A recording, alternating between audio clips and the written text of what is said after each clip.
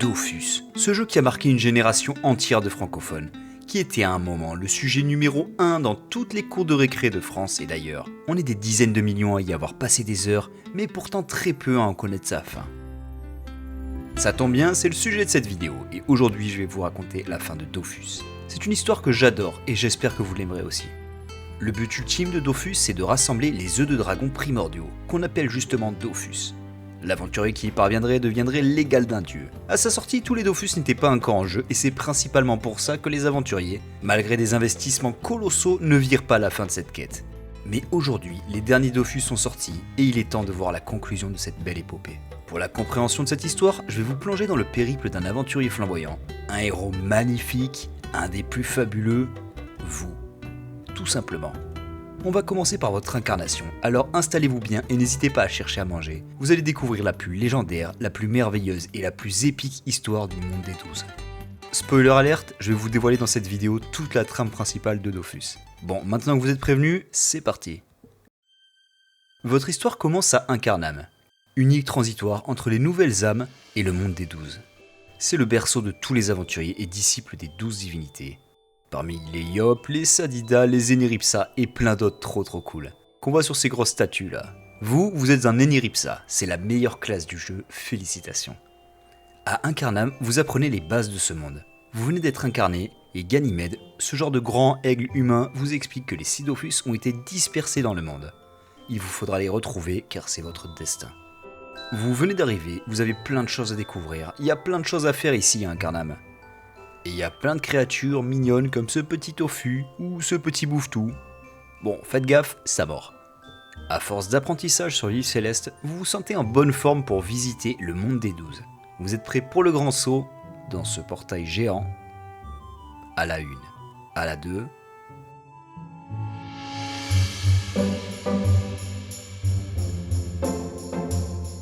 Vous voilà à Astrub, la cité des mercenaires, et le point de départ parfait pour une aventure. Vous allez y découvrir le fonctionnement du monde et son immensité. Vous allez aussi obtenir votre premier Dofus. C'est ce truc là, le Dofawa. C'est un peu nul. Ça a pas l'air très légendaire finalement. Mais ne soyez pas trop déçus. Ce Dofawa n'est pas vraiment un Dofus, c'est une contrefaçon. Vous allez donc apprendre qu'il y a un marché noir de faux Dofus dans cette cité. En aidant le gérant de la ville, Falenster, vous allez faire la rencontre de votre premier dragon, Ratrosk, le petit dragon d'Astrub. Bon, il est un peu moins impressionnant que dans les légendes, mais ça fait quand même plaisir d'en voir un. Il vous expliquera qu'avant c'était un grand dragon. Il a l'air sympa, alors on va le croire, et grâce à vous, il va redevenir le protecteur d'Astrub. L'enquête sur ce faux Dofus va vous faire traverser ce pont gigantesque pour visiter une île légendaire, l'île de Pandala. Bon, avant d'arriver, il faut que je vous explique quelque chose à propos du peuple Pandawa, les habitants de cette île. Ils ont un petit problème avec l'alcool et tout ce qui se boit de manière générale. D'ailleurs, votre première rencontre avec ce peuple va vous amener à boire une mixture étrange, comme le veut la tradition. Tout semble s'être passé assez vite, car vous allez avoir un réveil bien difficile. Vous êtes dans une chambre inconnue et vous êtes à côté d'un éléphant rose. Il n'ose même pas vous dire ce que vous avez fait la veille, apparemment c'était sportif. Bon, ne perdez pas votre but en vue, vous êtes là pour en apprendre plus sur les Dofus.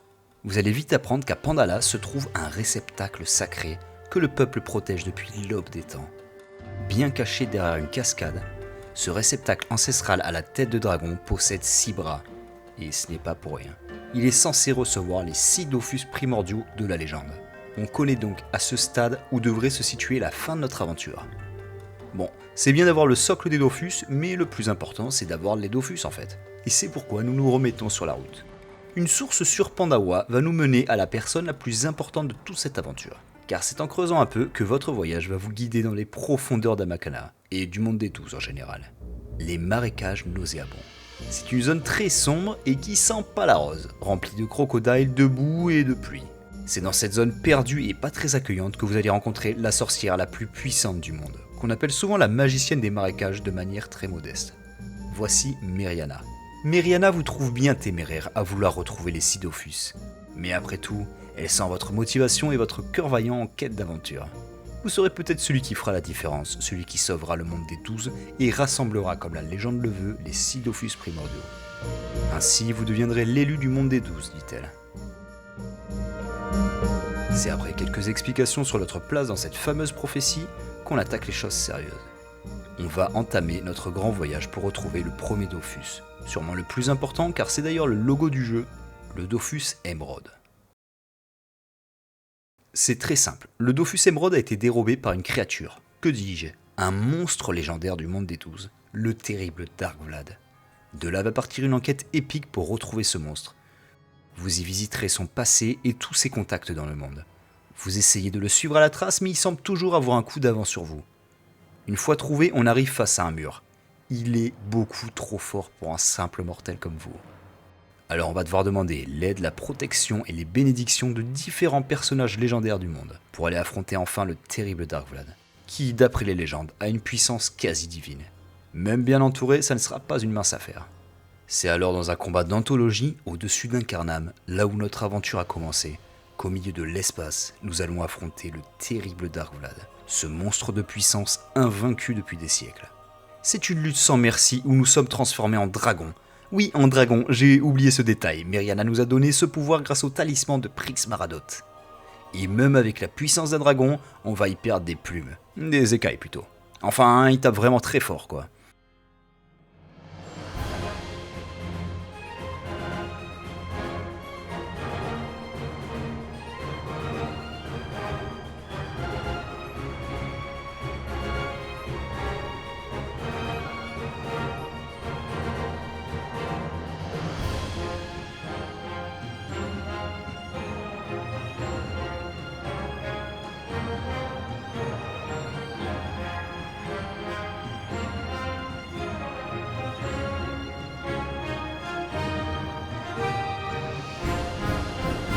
Vous réussissez non sans mal à extirper le Dofus Émeraude des mains de Dark Vlad le Body. Et c'est avec surprise que vous allez voir le Dark Vlad se retransformer en un visage familier. Il va reprendre sa forme initiale pour redevenir Gul'thar. Vous l'avez déjà vu? C'est le personnage le plus important de tout le Cosmos. Gul'thar, c'est le fils du dieu Yop et donc un demi-dieu. C'est un personnage de Wakfu dont la puissance est tellement grande qu'elle a fini par le transformer. Car Gul'thar est devenu, avec le deuil insoutenable de sa bien-aimée, et en présence du Dofus Émeraude, un monstre incontrôlable, le Dark Vlad. Après avoir libéré Gul'thar, nous pouvons d'ailleurs le recroiser un peu plus bas dans le monde des 12, et ça nous rappelle cette belle aventure du Dofus Émeraude. Bravo! Le Dofus Émeraude maintenant en poche, nous allons passer au second Dofus primordial, le Dofus Pourpre. Le Dofus Pourpre, c'est ce Dofus de flamme juste magnifique. Et il a été dérobé par le Minotaurore. Cette fois, ça sera pas trop dur à trouver. Il y a une île qui s'appelle littéralement l'île du Minotaurore. Donc c'est parti pour cette île. Vous y trouvez vite un énorme labyrinthe. Et c'est au milieu de ce grand labyrinthe obscur, dans cette île pas très accueillante, que nous allons trouver nos protagonistes. Le Minotaurore et le Minotaute, son cousin égyptien qui est encore plus puissant que lui et revendique le Dofus Pourpre. Il ne compte pas s'en séparer mais semble ouvert à la négociation. Le Minotaute est un collectionneur d'antiquités obsessionnel. Il accepte de vous céder le Dofus Pourpre, mais seulement si vous lui rapportez le légendaire masque de Totankhamon, un objet capable de réveiller les morts. C'est après une très grande aventure à arpenter le monde des 12, à résoudre des conflits et des embûches pour trouver ce fameux masque antique que vous retournez voir le Minotaute. Mais ce Minotaure égyptien maléfique s'avère être un méchant et nous avoir berné depuis le début. Mais quelle surprise! Il nous enferme dans son tombeau pour un défi ultime. Ce tombeau sera votre tombeau. Nous allons enfin affronter ce vil menteur qu'est le Minotaute pour lui extirper le Dofus de flamme de force.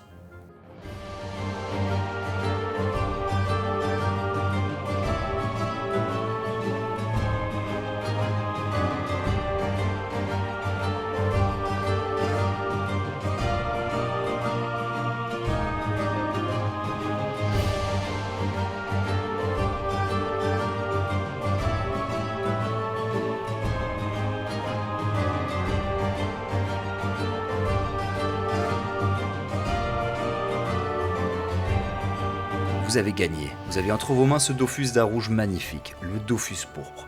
Nous voilà en possession de 2 Dofus sur 6. Pour la suite de votre aventure, nous allons partir récupérer le Dofus turquoise, ce magnifique Dofus d'un bleu profond.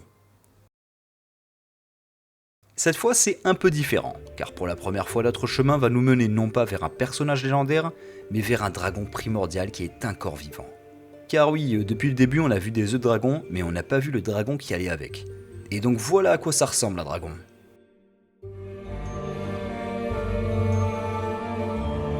C'est impressionnant. Il est géant. Ce dragon pourrait vous détruire d'un claquement de cils, mais vous l'intriguez, alors il va vous proposer un défi ultime pour prouver votre valeur et peut-être vous donner le rôle de protecteur de son Dofus. C'est parti pour prouver votre motivation au dragon géant de l'eau. Pour cela, vous allez vivre une grande aventure et plein d'affrontements épiques. Ça ne sera pas un long fleuve tranquille. Déjà car l'esprit d'un dragon déchu, fils illégitime de Aquabrial, veut se venger de sa trahison passée, c'est Bolgroth, un dragon terrifiant. À ce dragon va s'ajouter la sorcière Fury, qui est la fille de Meriana, une des 4 gardiennes du monde, comme Meriana d'ailleurs. Elle a été victime d'une terrible injustice et est encore hantée par l'esprit de Bolgroth. Elle fera tout pour vous arrêter pour éviter que le Dofus turquoise amène à nouveau un drame. Fury n'est pas juste une méchante sorcière, elle a vu ce que la fureur du dragon Bolgroth a fait au monde par le passé, et elle est prête à tout pour empêcher qu'un mortel ne touche à nouveau à une telle puissance. Elle tentera dans un ultime affrontement de vous éliminer de la course.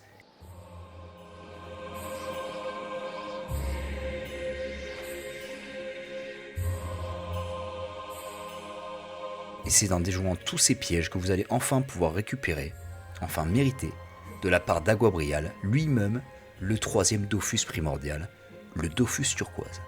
Vous êtes près du but, vous voilà à 3 Dofus sur 6. Vous avez officiellement accompli la moitié de la quête principale. Bon, la vérité, c'est que la suite est beaucoup plus corsée. Allez, on ne perd pas la main, il est temps de partir pour la quête du 4e Dofus, le Dofus Ogre.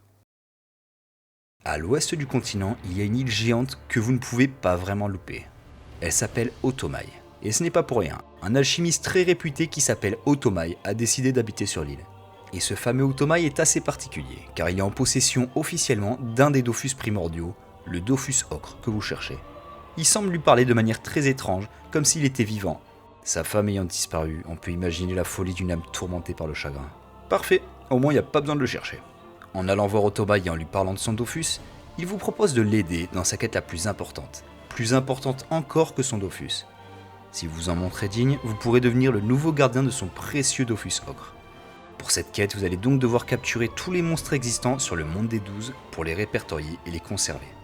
À vrai dire, il n'y a pas seulement des monstres normaux, il faudra aussi récupérer les archimonstres, c'est-à-dire ces monstres en version modifiée et très rares. Si vous êtes fan de Pokémon, vous allez être ravi de capturer des shiny. Sinon vous allez juste pleurer comme tout le monde. Notez qu'au cours de cette quête, les monstres deviendront de plus en plus gros. Pour conclure cette histoire, vous allez devoir capturer l'âme d'une créature qui est venue hanter cette île. Une créature dont Otomai lui-même n'arrive pas à se débarrasser. Une quasi-divinité des eaux. C'est ce gros calamar. Oui, il est géant. C'est le terrible Kralamour géant. Bonne chance!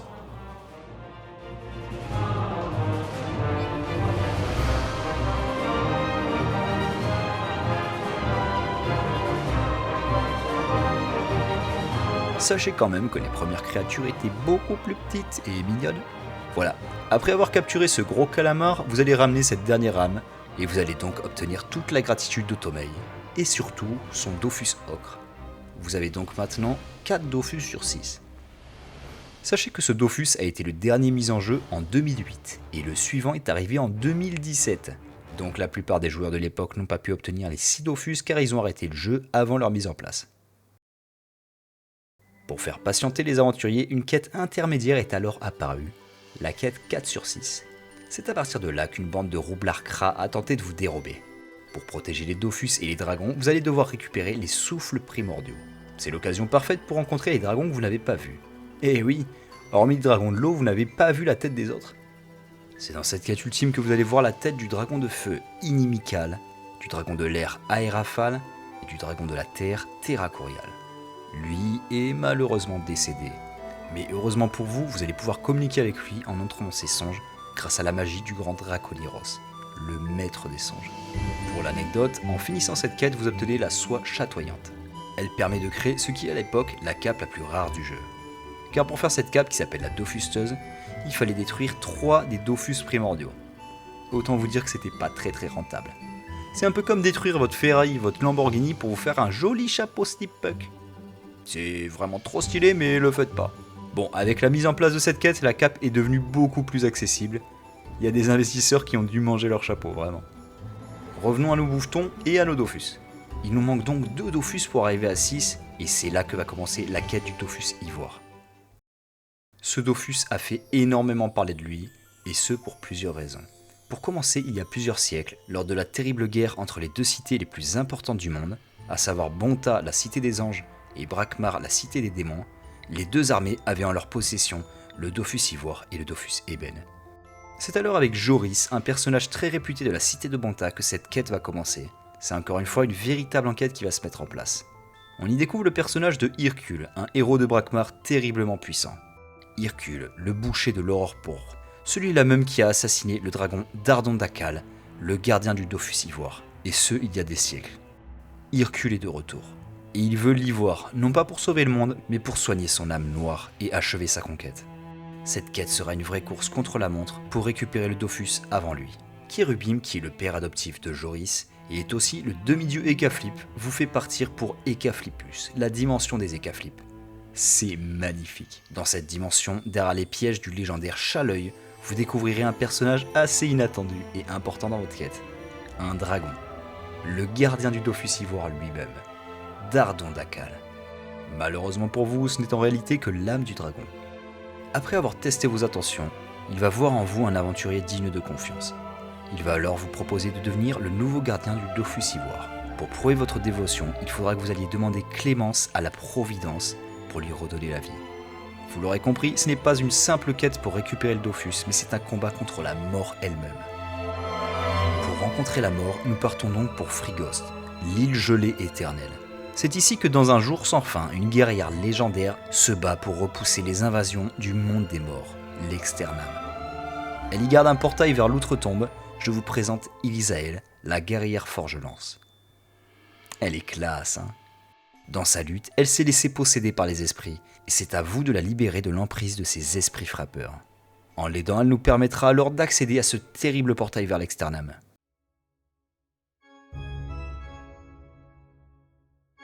L'ambiance est lugubre et pesante. Ici, des hommes qui ont terminé leur aventure sur le monde des 12 trouvent la paix, ou du moins le jugement. C'est ici que nous allons découvrir Tanathena, la déesse des morts et la grande juge. Elle ne semble pas ravie d'aider le dragon à se réincarner. Pour sauver ce dragon de son destin funeste, nous allons justement rencontrer celle qui s'occupe de ce destin. Celle qui le tisse pour être plus précis. Je vous présente les trois Nords.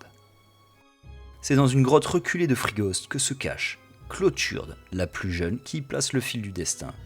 Lishandi, plus âgée, qui le tisse. Et Atroskulda, la plus ancienne, qui, elle, coupe le fil du destin. C'est en aidant ces trois sorcières divines que vous obtiendrez le fil du destin du dragon de lui-même. Nous allons ensuite le placer sur le métier à tisser. Et c'est à partir de ce moment que Irkul, comprenant nos intentions, deviendra un véritable problème. Il faudra le vaincre une bonne fois pour toutes dans un combat ultime.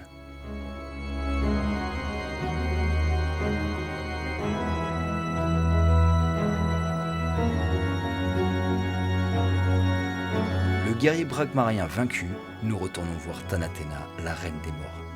Vous pouvez maintenant lui dire que vous avez convaincu les Nords elle-même pour redonner vie au dragon. Elle est assez épatée par votre détermination et accepte ainsi la requête du dragon. Et voilà que le dragon Dardon Dakal va retrouver la vie. Comme promis, il fait de vous le nouveau protecteur du Dofus Ivoire. Je vous laisse quelques secondes pour profiter de sa beauté. Voilà en possession du 5e Dofus primordial. Il ne nous en reste plus qu'un seul, le Dofus Ébène. Pour le dernier Dofus, le Dofus Ébène, on possède très peu d'indices. Mais Meriana va vous envoyer sur une piste. Il y a bien longtemps, le dragon noir serait tombé amoureux d'une crocodile. Oui, c'est bizarre. Leur amour aurait donné naissance à une créature à moitié dragon qui a marqué le monde des 12. Crocoburio. Problème, s'il a existé, il est mort depuis bien longtemps. Avantage, il y reste une chose de cette légende, son épée, et elle est plantée au milieu d'un rocher pas très loin d'ici, au milieu des marécages. Toute ressemblance avec des œuvres connues serait totalement voulue par le jeu. Il est temps de tenter notre chance et de tenter de retirer cette épée du rocher. Contre toute attente, on finit par y arriver. On ne devient pas plus fort, le roi de Bretagne ou autre chose mystique. On obtient une épée qui, bien que très jolie, semble tout à fait banale. En la ramenant à Meriana, la sorcière nous assure qu'elle n'a plus aucune magie. Il faudra alors reconstituer l'âme du demi-dragon au sein de son épée. On partira à la recherche des souvenirs de Crocoburio lui-même, encore une fois grâce à Draconiros, le maître des songes. Nous arpenterons alors le monde des rêves dans les songes infinis.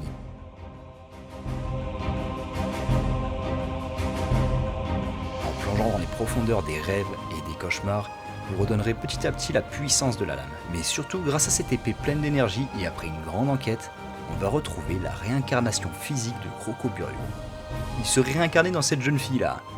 Pour Meriana, il n'y a aucun doute, c'est bien Crocoburios. Bon, ça va pas nous aider à trouver le Dofus, mais heureusement, notre étude approfondie des crocodiles nous mènera au royaume des crocodiles. Et c'est ici que règne aujourd'hui le grand dragon noir. Il ne semble ni vouloir bouger de son trône, ni vous donner son Dofus, mais vous avez une information qu'il n'a pas. Vous allez pouvoir négocier. Vous savez où se trouve la réincarnation de son enfant adoré. Et c'est en échange de sa progéniture que vous allez alors gagner sa confiance et peut-être son Dofus. Après avoir ramené son petit Crocoburio, le dragon noir semble avoir changé d'avis et préfère finalement faire de vous une friture tout en gardant son Dofus. Heureusement pour vous, après toute cette aventure, Crocoburio s'est attaché à vous et se dresse entre vous et son père. Se lance alors un défi assez débile entre vous et le dragon noir. Ce défi pourrait s'appeler « C'est qui le préféré ?»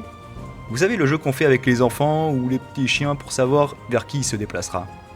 Et vu que Crocoburio vous adore, il viendra vers vous. Gros Galora Salar, le dragon noir, acceptera de respecter son marché et vous donner le Dofus Even, au lieu de vous oxyre vivant.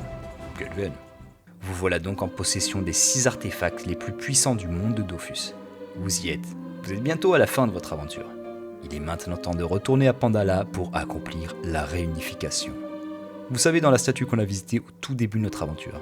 Vous pouvez donc placer les 6 Dofus dans les 6 bras du réceptacle à tête de dragon. C'est le moment fatidique. Exactement comme dans la scène d'introduction du jeu d'il y a 20 ans. Et à ce moment, vous ne devenez pas surpuissant. Vous êtes envoyé en orbite autour de la planète. Vous voyez le monde des 12 d'en haut. Il paraît si petit d'ici. Vous remarquez tous les paysages de cette belle aventure. Vous êtes actuellement dans un espace qui s'appelle le destin du monde. Ça a l'air sérieux. En montant les escaliers de ce qui ressemble à un temple cosmique, vous croisez des visages familiers. Oui, ça parle de destin, il fallait s'y attendre. Les 3 Nords sont là. Clôture, la petite, en plus de ne pas avoir l'air très futée, est complètement sadique. Elle aimerait posséder le feu primordial pour écrabouiller le monde. Lishandi, un peu plus sage, vous explique que le feu primordial s'obtient grâce au 6 Dofus, mais que vous n'en êtes pas encore capable. Atroskulda, la plus âgée, n'est pas très rassurante non plus et nous assure que l'on va bientôt mourir. Elles sont avec nous ces 3-là ? En tout cas, il y a des amis plus rassurants. Bon, elles nous ont déjà aidés auparavant, alors allons chercher le feu primordial pour elles. Vous partez alors parler à chacun des 6 dragons pour obtenir leur souffle. Préparez-vous à être brûlés, mouillés, éventés, obscurcis, illuminés. Regardez comme ils sont beaux ces dragons. Vous revenez donc avec ces 6 souffles de dragons primordiaux. Nous allons pouvoir procéder à la cérémonie pour raviver le feu primordial dans ce sanctuaire. Ce rituel est étrange et il vous fait jouer avec les 6 couleurs de ces œufs de dragons légendaires pour qu'ils trouvent enfin leur place dans l'univers. Grâce à vous, le feu primordial va éclaircir les murs de cet étrange lieu. Mais la suite ne va pas vous plaire. Les 3 Nords ont l'air ravis de votre exploit. Alors que la petite vous propose de vous jeter dans la flamme pour devenir le dieu le temps d'une seconde avant de brûler, la seconde, elle, nous confirme qu'il faut qu'on brûle vif. La dernière, la plus âgée et sage, nous explique que notre chemin est d'aller brûler dans la flamme, pas seulement pour nous détruire nous, mais pour détruire le monde entier. Donc si vous n'avez pas trop suivi, ce sont pas vraiment vos amis. Non, pas vraiment. Allons-nous pouvoir affronter ces divinités ? C'est à ce moment que dans un élan de courage, vous vous mettez en garde et vous vous préparez pour un combat qui définira le destin du monde. Mais avant même que vous vous apprêtiez à frapper 3 femmes dans un combat ni très gentleman ni particulièrement chevaleresque, vous vous retrouvez téléporté dans une région que vous connaissez bien. Vous êtes juste à côté d'Astrub.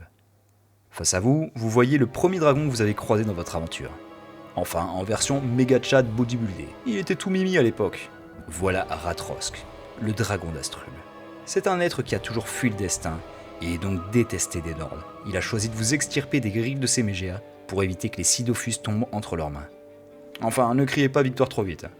Il préfère vous tuer pour éviter que vous remettiez les Dofus et le monde en danger. C'est le moment de lui prouver votre force.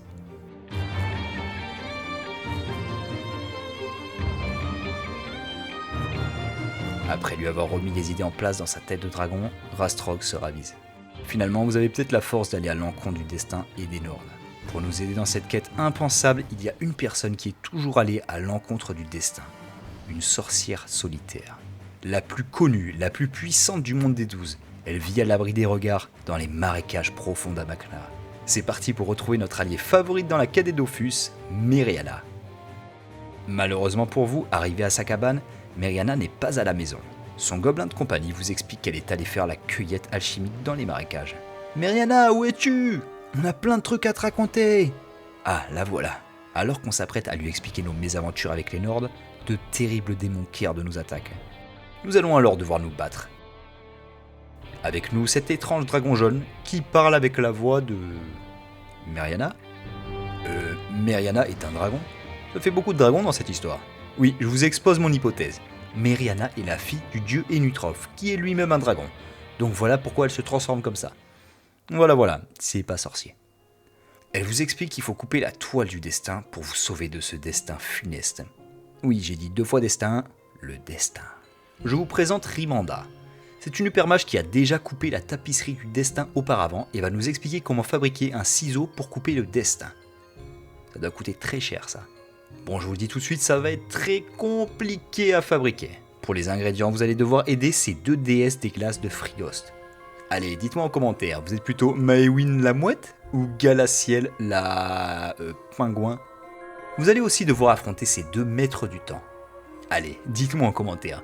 Vous êtes plutôt Contarbour le Xelor fou ou Vortex le genre de gros oiseau barbu bizarre? Tenez, à un moment dans cette quête, il faudra parler à une mouette.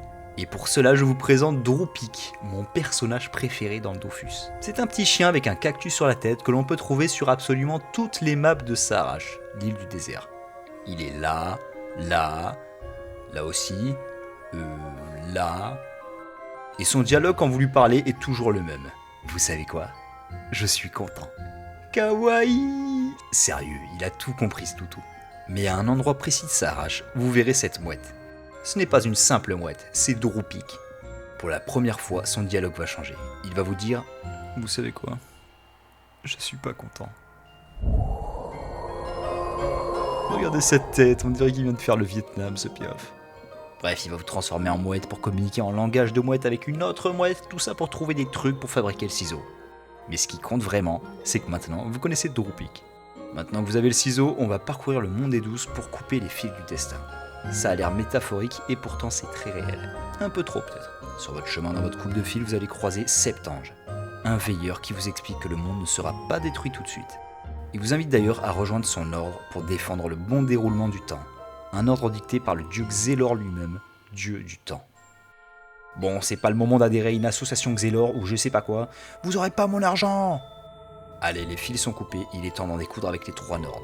Mais affronter le destin, c'est pas si simple et ça fait vraiment peur. Alors ne nous pressons pas. Avant ça, allons boire une limonade avec Lyken le survivant. Lyken est un ancien aventurier qu'on a croisé à Incarnam au tout début de notre aventure. Il rêvait lui aussi de rassembler les 6 Dofus. Alors voilà, on a accompli son rêve. En lui parlant des Nords, il nous explique qu'elles ne sont pas invincibles et qu'on pourrait même les vaincre avec un bon soutien. Alors c'est reparti pour le réceptacle, vous êtes armés comme jamais et remontez comme un coucou. Arrivé en haut des escaliers, vous voilà face aux Nords, qui semblent beaucoup moins sympathiques que dans leur forme humaine. Là, c'est des mi-serpents, mi-femmes diaboliques et encore mi-serpents. Comme Lyken nous a conseillé, nous allons alors faire appel aux personnages les plus puissants de ce monde dans cette lutte pour exister. Il est temps de choisir qui vous aidera dans ce combat ultime au sommet du monde. Le choix de la liberté, la voix de Ratrosk, on vous appellera le vent du crossbow. Le choix des dieux, la voix de Meriana, on vous appellera l'élu des dieux. Le choix de la balance, la voix de Rimanda, on vous appellera le champion éternel. Le choix des démons, la voix de Jol, on vous appellera la griffe des démons. Ou le choix des veilleurs, la voix de Septange, on vous appellera le gardien du continuum. Vous pouvez mettre votre choix en commentaire, mais bon, c'est ma vidéo, c'est moi qui choisis. Alors je vais faire le choix pour vous, vous allez choisir les démons. Car vous n'êtes pas une balance et vive Brakmar. Bravo la griffe des démons. C'est maintenant avec l'aide de Jol, seigneur des démons, que vous allez affronter ces 3 divinités, gardiennes du destin. Les Dofus eux-mêmes sont-ils assez puissants pour vaincre le destin lui-même? C'est un combat assez compliqué, où le moindre faux mouvement va vous tuer directement.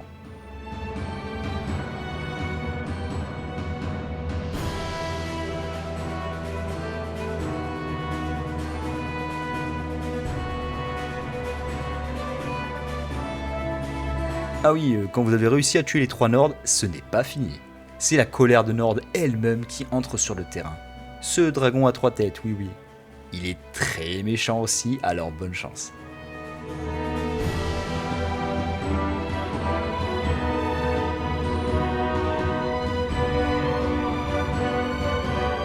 Ça y est, dans un dernier soupir, la colère des Nords s'éteint au milieu de ce vide cosmique. Les Nords sont enfin vaincus, le monde vivra. Après ce combat horrible où vous avez sûrement perdu des plumes, vous pouvez parler à Jol. Le prince démon a lui aussi besoin de choses à détruire et n'acceptera pas simplement vos remerciements. Grâce à lui ou malgré lui, le monde ne sera pas détruit aujourd'hui. Vous pouvez alors retourner sur le monde avec la puissance du feu primordial. Vous êtes désormais une quasi-divinité. Vous êtes le sauveur du monde des 12. Enfin, personne n'est au courant, mais vous pouvez très bien en parler à vos amis ou à votre famille pendant un repas par exemple. Maman, je suis le protecteur du monde des 12. Tu as été adopté. Cette aventure se termine comme toutes les plus belles aventures, là où elle a commencé. Alors direction Incarnam pour rendre visite à Ganymède. Ce grand aigle vous a tout appris et vous a fait découvrir ce monde. Et l'existence des Dofus bien sûr. Ah, vous en avez fait du chemin depuis votre incarnation ici. Vous êtes désormais plein de responsabilités et vous devez veiller sur l'équilibre du monde. Prenez le temps d'un souffle avec cette petite cinématique de fin. Alors le héros, vous êtes prêt pour protéger le monde ? J'espère que cette aventure vous a plu, vous connaissez désormais la fin du jeu vidéo Dofus, le rassemblement des 6 Dofus primordiaux et l'aboutissement ultime de l'aventure dans le monde des 12. Bon, bien évidemment, il reste plein de choses géniales à vivre ensuite, c'est pour ça qu'il y a la série Wakfu qui suit chronologiquement Dofus d'ailleurs. Vous allez voir en jeu que le gardien de la puissance des Dofus doit être suffisamment fort pour protéger la paix du monde, et contrôler aussi cette puissance pour ne pas devenir le nouvel ennemi du monde. Si cette vidéo t'a plu, n'hésite pas à t'abonner, ça serait vraiment sympa. Tu peux aussi me faire un retour en commentaire, ça m'aide souvent à trouver des idées. Pour le reste, je vous souhaite une bonne journée, un bon jeu, désolé pour le spoil évidemment, et à bientôt aux apps.